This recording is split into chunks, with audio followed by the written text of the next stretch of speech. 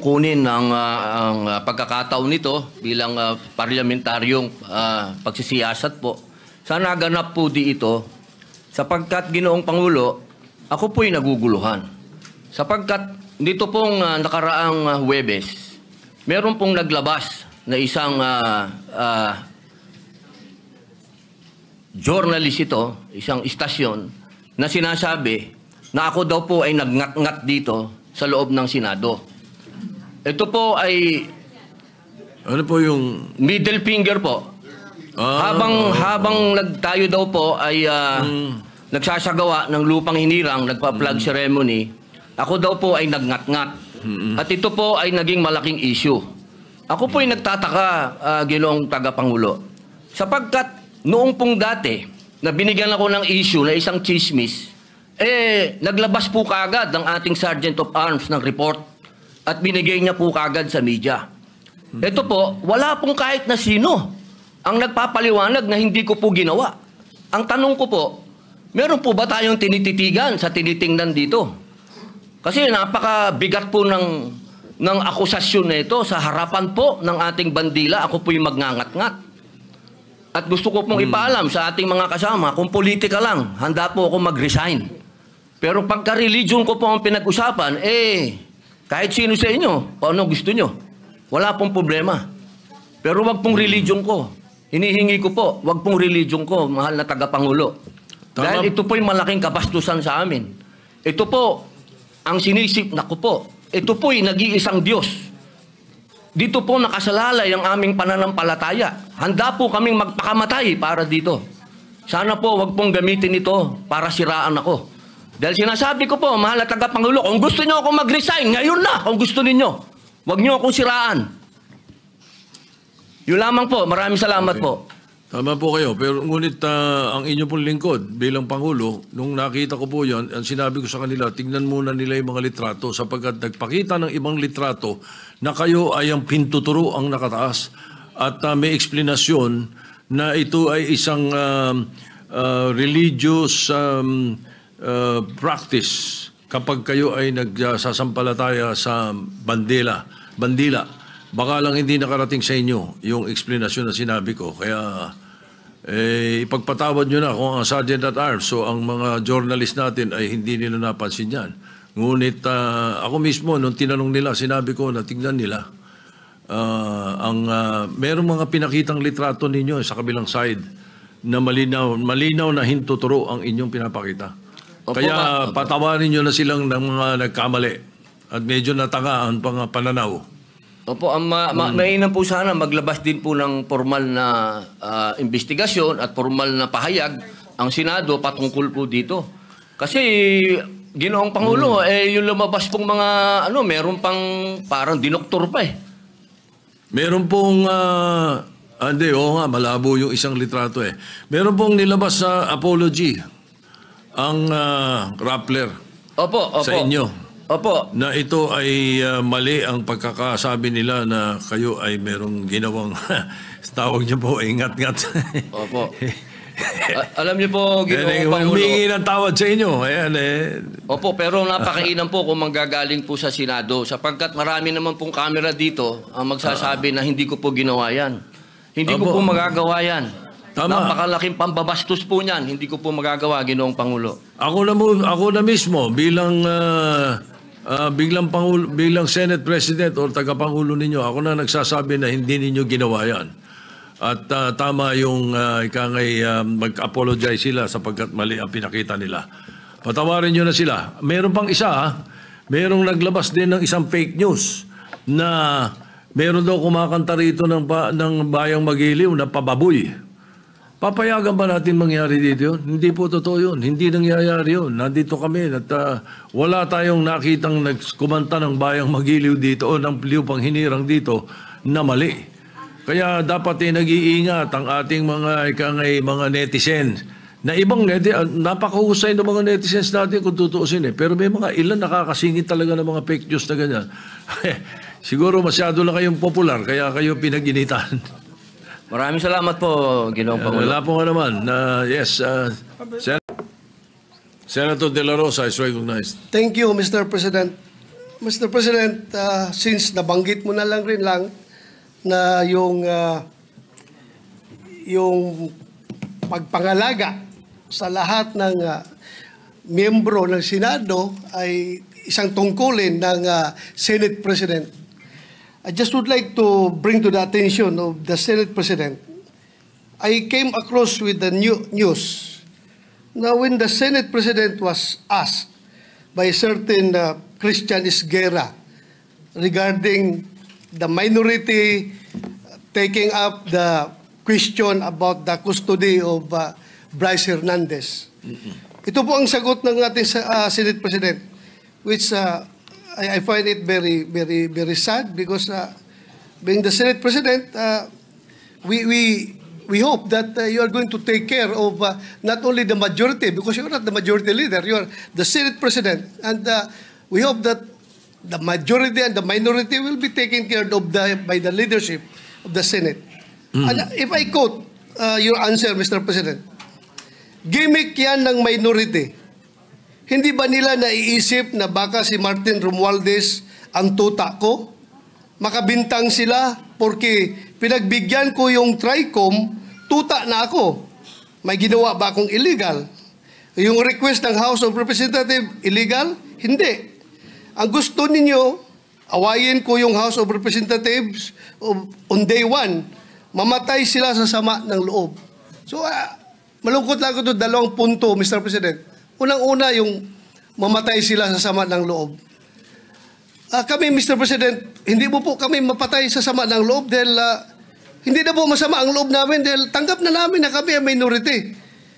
Ang kinasama lang ng loob namin is bakit kailangan pang patayin kami sa sama ng loob? Hindi na po masama ang loob namin. Tanggap na namin na kami minority. At pangalawang punto, Mr. President, gimmick lang ng minority yan. Ang Senado po, hindi po ito noon-time TV show na puro gimmick ang ating tinitikap dito. Kami po ay nag-raise dito ng legitimate issues which requires legitimate attention. So, Mr. President, ako po ay nalulungkot, which brings me to my parliamentary inquiry, Mr. President, na yung si Bryce Hernandez, yung kanyang custody was transferred, physical custody, I'm talking about physical custody, was transferred from the Pasay City Police Station to the Senate Sergeant at Arms room. Through yung from correction, from Camp Crame to Pasay, it was done through plenary action. Now, lately we heard that he was again transferred from Pasay to the Senate without plenary action. This is my parliamentary inquiry. Kung is a parliamentary action can be subverted by an action which is not a parliamentary action? Yun lang tanong ko. Matter of procedure lang, Mr. President. Dahil kung ganun, kailangan klaruhin natin yung ating rules. Thank you, Mr. President. Before I recognize the majority leader to place on record the recommitment of Mr. Hernandez, when I said mamatay sila na sama ng loob, we were addressing the trolls because it was the trolls who were saying something to that effect. Na misunderstood nila completely. No? I'm not supposed to do this. I'm not supposed to answer you here in the rostrum, but I cannot help but do that because you took the floor and parang sinisita mo yung Senate President, which is very unparliamentary. But nevertheless, I will answer you. Ano? Like, for example, yung sinasabi nila na sumunod daw ako kay Martin Romualdez. Just because I mentioned that Martin Romualdez called me, does not mean that ako'y sumunod sa kanya. The request was coming from the House of Representatives. And the request was to retain Hernandez in Congress. At doon ako hindi pumayag. Is that being tuta? So you cannot help but also think na sasama ang loob ko pag binibintangan ako ng salita. Hindi po ba? So, ayun. Anyway, mabuti na yung masagot natin yan. At sinasabi ko sa kanila, yung mga trolls, yung mga sinasagot namin. Ngayon, to answer the issue of Mr. Hernandez, the majority leader may read the recommendation or the recommitment of Mr. Hernandez to the Senate custody. Yes, Mr. President. Mr. President, with the permission of the body, we made a study on the action that transpired the last 2 days on the recommitment of Bryce Hernandez dito po sa atin sa Senado. To put on record, this is how it transpired. Last week, it was requested by, of course, the House of Representatives that we detain him in the House of Representatives. Hindi po kayo pumayag. Ang sabi nyo, kung ganun po ang gusto ni Hernandez kasi ayaw nyo pong bumalik dito, ang sinabi mo, hindi pwede. Dapat neutral and safe area doon po sa PNP Custodial Center. So nagkaroon po tayo ng debate dito dahil it was our distinguished colleague, Senator Marcoleta, who raised the issue that why was he put in the PNP Custodial area and not to the Senate detention facility, which was seconded by many of the members of the minority. A debate ensued. After the debate, I asked for a minute suspension and we all suggested na sa Pasay City Jail na lang po dahil malapit po sa Senado. Pero let's not forget the fact that originally, the position of the minority was to bring him back to the Pasay City detention. It was only I who made the recommendation during the break that we keep it in Pasay City Jail because I approached the minority and you all agreed to my recommendation. And then after we started the session once more, the motion was done by the minority, graciously done by the minority, to move him instead to the Pasay City Jail. But upon consultation of the chairperson of the Blue Ribbon Committee, Senator Lacson, the Senate President granted the request as the chairperson of the Blue Ribbon Committee requested that he be brought back to the Senate, which was really, yun talaga ang posisyon ng gusto ng ating minority at the time, para wala ng gulo, pumayag po kayo na dito na lang sa Senado at may request na rin po, for the record, may sulat po si Bryce Hernandez, ang mga abogado niya, na ibalik siya dito at yan po ay confirmed sa kanilang hearing this morning for his writ of amparo before the Pasay City Regional Trial Court. Sinabi po ay doon na lang po ako sa Senado ilagay.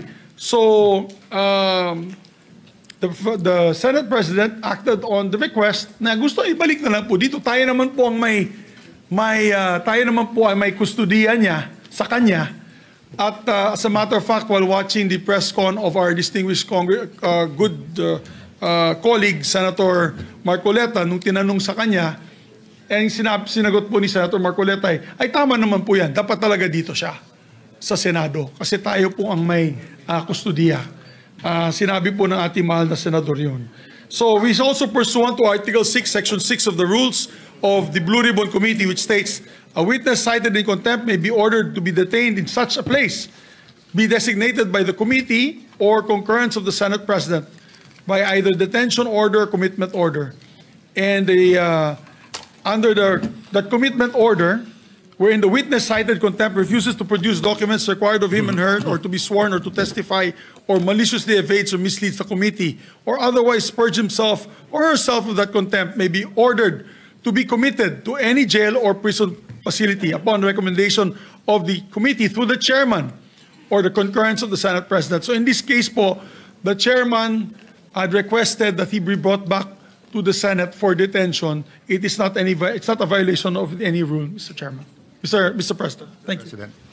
Yes, the minority leader is recognized. Mr. President, allow me some magandang hapon po, and allow me to President, this morning I received a report that Mr. Bryce Hernandez was transferred here from the Pasay City Jail, and it came to as a big surprise to this representation, since we approved that Bryce Hernandez be committed to the Pasay City Jail.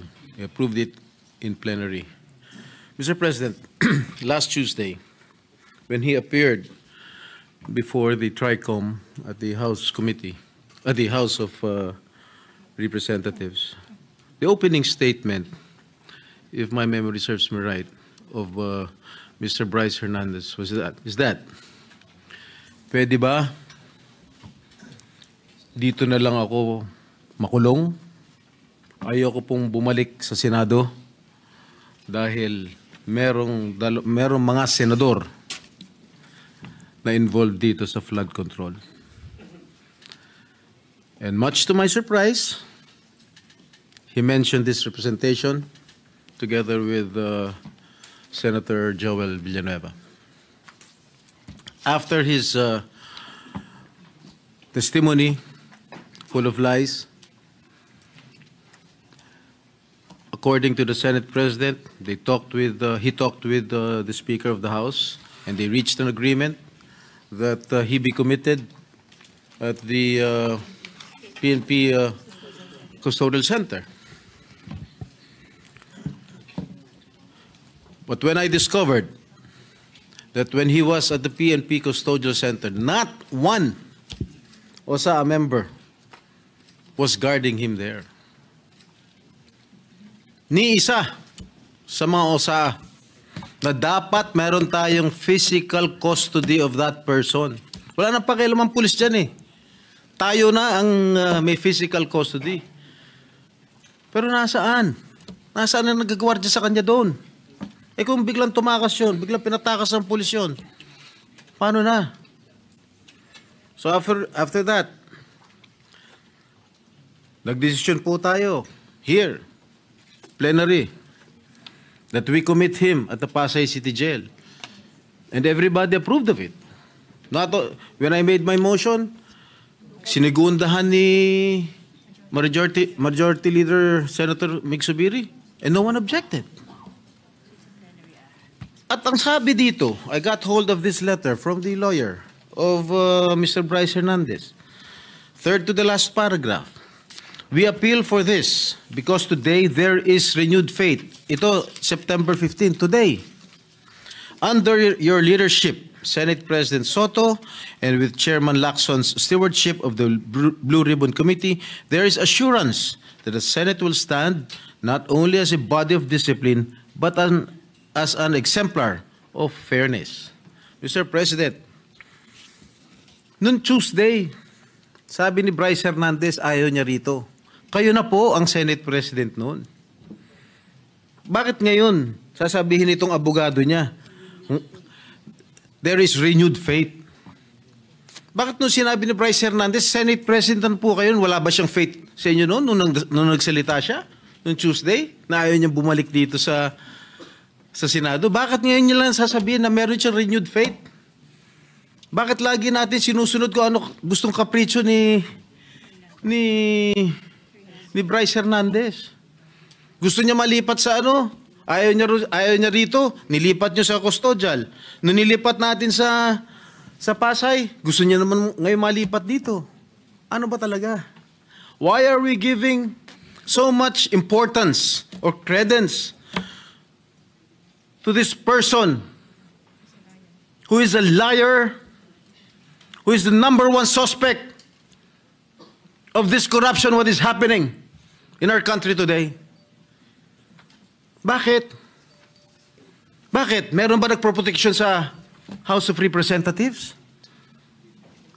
Bakit nung nag-hearing ang Blue Ribbon Committee po, nung si Congressman Marcoleta pang chairman ng Blue Ribbon, nagbanggit si Diskaya, ilang congressman ang involved sa corruption. Pagdating nung kinabukasan, hindi na front page, hindi masyadong pinag-usapan. Nung si Bryce Hernandez na, nagbanggit ng 2 senador, front page na kaagad kami. Kahit hindi totoo yung sinasabi niya, na walang basihan. 30% commission daw. Ang putang ina. I'm sorry. Strike out from the record. Which part? I'm sorry. The phrase is stricken off the record. How How can I demand 30%? What is his basis, Mr. President? Pagkatapos niyan, wala na, kumalat na. Front page na sa lahat ng mga newspaper of general circulation. Lahat na. Masama na kami ni Joel Villanueva. Sa social media, everything, lahat. I've been there. Kaya pinag-iingatan ko pangalan ko. Why should I do such a thing, Mr. President? Why? I will never do such thing, Mr. President. Porket ba I'm actively participating in the Blue Ribbon Committee? Porket ba matapang ako magtanong? Ako na kaagad ang target nila? Bakit? I'm just doing my job as your senator. I have an oath to defend. I want to get all the bad crooks here in the government. That is my duty as your senator, Mr. President. Mr. President, sobra-sobra na. Lahat po kami apektado na. Even the Senate as an institution is also affected by the testimony of one habitual liar. Bakit paniniwalaan natin siya? Bakit yung mga yung sinigaw ng mga congressman? Bakit? Bakit hindi natin imbestigahan? Bakit yung mga senador ang iniimbestigahan? Ako, I'm open to any investigation. In fact, Mr. President, ngayon pa lang, kahit hindi pa nagko-comment sa Blue Ribbon Committee ni Senator Lacson, ngayon pa lang, I'm willing to sign any waiver to open my bank accounts. And that I'll put that on record. I don't know with Senator Joel, maybe he will also conform with my idea. So, Mr. President, wag naman ganun. Bakit panay senador lang ang gusto nilang ipako sa krus? Bakit yung mga ibang mga politiko? Dahil, porket masikat kami? Hindi naman yata tama yun. Pare-pareho lang tayo nasa gobyerno. Pare-pareho lang tayo naninilbihan dito. Yun lang po, Ginoong Pangulo. Maraming salamat po. Majority Leader. Thank you, Mr. When we opened the session is when Senator Bato de la Rosa asked as to whether or not plenary action can be superseded, Mr. President, by any action of the committee or even the Senate President. Mr. President, let me put on record my disagreement, Mr. President, with the decision that was made when Senator Jinggoy Estrada made a motion here in this August chamber, which was carried upon by the members of the Senate. So it was no longer just Senator Jinggoy or the members of the minority. It is the entire Senate who made that decision. And we wanted to put on record, Mr. President, why we supported that motion of Senator Jinggoy Estrada. Mr. President, last Tuesday, when this guy, the assistant district engineer from DPWH, mentioned the name of this representation and that of Senator Jinggoy, he immediately stated that he is scared of the Senate. He is scared of the Senate because he mentioned two senators. And during that time, Mr. President, Senator Tito Soto is already the Senate President. And then afterwards, a lot of congresspersons would say that he is safer in the House of Representatives. And then the lawyers of this fellow would mention na ngayon, all of a sudden, safe na siya dito sa Senado. It puts a bad taste in the mouth, Mr. President, na para po bang may mangyayari sa kanya pag nandito siya sa Senado. And that's why, again, when Senator Jinggoy made that motion, we all supported him. And not just the members of the minority, but the entire members of the Senate. And so, Mr. President, even if the majority right now, including some members of the minority, would support the idea of bringing him here in the Senate premises, Senate custody, I will have no objection, Mr. President. But as a former majority leader, I tried to look at the rules, Mr. President. I have not seen a single line in the Senate rules that says the plenary action ay po pwede pong masupersede ng anumang suggestion ng committee o ng mga abogado po natin sa Senado. But again, Mr. President, let me put on record, I will submit with the wisdom of the majority. If that is the desire of the majority, na ibalik po siya dito, yes, I have no problems with that, Mr. President. It's just that I appeal to my colleagues here. Dear colleagues, kung kayo ho dito ang isa sa mga pinangalanan, kahit wala hong ebidensya, kung kayo po dito ang ginawan ng, sabi nga ni Senator Cayetano, hindi screenshot picture ng isang telepono. Kayo ho yung gawan ng ganun. Kayo ho yung gawan na sabihin, idinala sa bahay nyo yung pera. Doon po sa simbahan ng JIL Church. Mr. President, hindi ko ho alam kung anong mararamdaman nyo kung nasa sapatos ko po kayo. Kahit ho si Satanas, hindi papayag dun sa script niya. Tatanggap ka ng suhol sa simbahan. Tapos, kung ano yung sabihin niya, yun ang masusunod. Doon ako sa PNP custodial. Doon ako sa Senado ngayon, nagbago na isip ko, and then susunod do tayo. Mahirap hulunukin yun, Mr. President. Dear colleagues, sana hindi nyo maranasan itong ginawa sa amin. Lahat ng katotohanan, pumupunta sa atin. Yung sinasabing CA member ako, 2023 of October, 2024 po ako naging CA. Ang dami nyo rito, kalahati po dito CA nun. 2023, sabi, kino-confirm si Secretary Bunuan, 2022, confirmed si Secretary Bunuan. Paulit-ulit po ako dito, wala akong flood control, walang maiturong flood control. And yet, ito, paniniwalaan. Nasa news, nasa lahat po. Dito sa atin, binanggit yung mga kongresista, pero wala, parang falling to deaf ears, Mr. President. Again, Mr. President, hindi ko kailangan na may sumuporta sa akin dito sa Senado. Kahit isa po dito sa Senado, I appreciate yung mga naniniwala. Kung hindi kayo naniniwala, it's not my problem. Ang alam ko lang, Mr. President, mahirap na ikaw paparatangan tapos sa mismong sarili mong bahay, hindi ka maproteksyonan. Sa mismong sarili mong bahay, pinagdududahan ka o hindi ka man lang mapakinggan, Mr. President.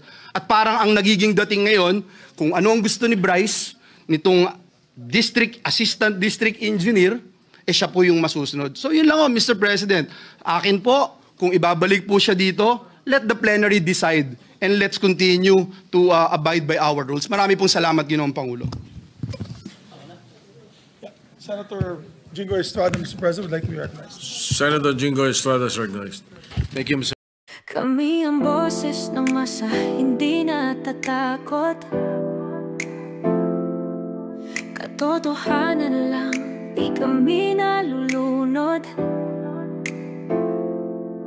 Walang bahid ng sismis, lahat ay totoo.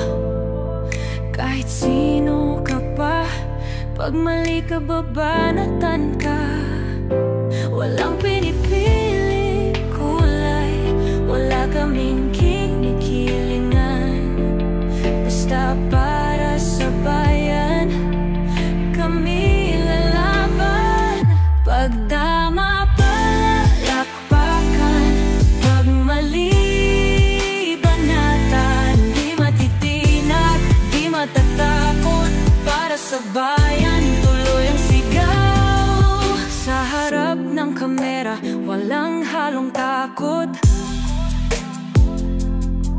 Mga baluktot, lahat kayo'y tutumba. Ang hustisya at totoo, yun lang ang mahalaga. Kahit sinong harang, di kami matitinag. Walang pinipiling kulay, wala kaming kinikilingan. Basta para sa bayan, kami lalaban.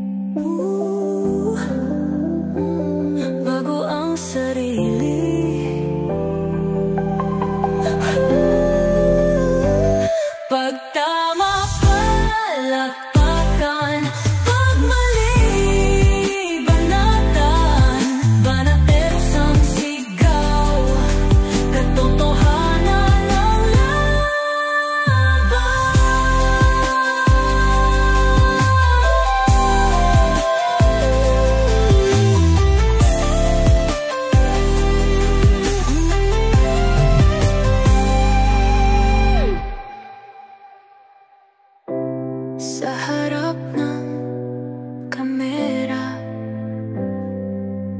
Walang